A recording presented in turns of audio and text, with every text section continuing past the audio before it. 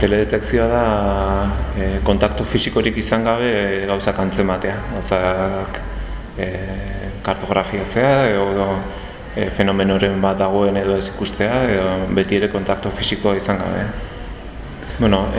Ikastaroaren helburua batez ere zen jendeak ezagutu ditzala eskuragarri dauden datu libreak oso interesgarria direlako eta gainera oso ondo landuta daudelako.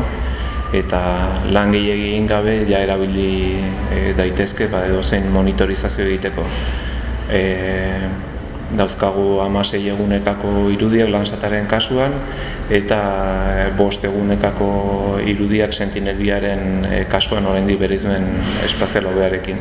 Orduan edozein aplikazio lurraldearekin erlazionatuta daukan eta horren monitorizazioa egin nahi dena berez posible izango zen modu ekonomiko batean.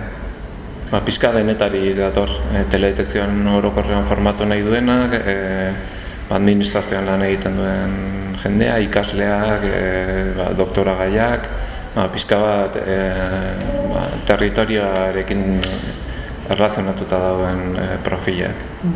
QGIS software libre bada, datu espazialak orokorrean lantzeko eta badauzka zenbait atal teledetekzioarekin lan egiteko. Eta guk erabiliko duguna da Orfeo Toolbox deitzen den tresna libre bat, QGIS-ekin batera doana, eta egingo duguna da praktika ariketaren bat datuak deskargatu eta kasu ariketa realen bat burutu datu horiekin. Landaretza mapa bat egiteko,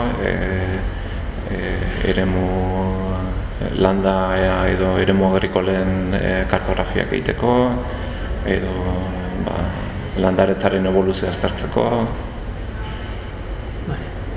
Ikastaroaren azken helburua batez ere da ezagutaraztea datu libre horiek badaudela eta modu nahiko simple batean erabil daitezkeela software libre batekin.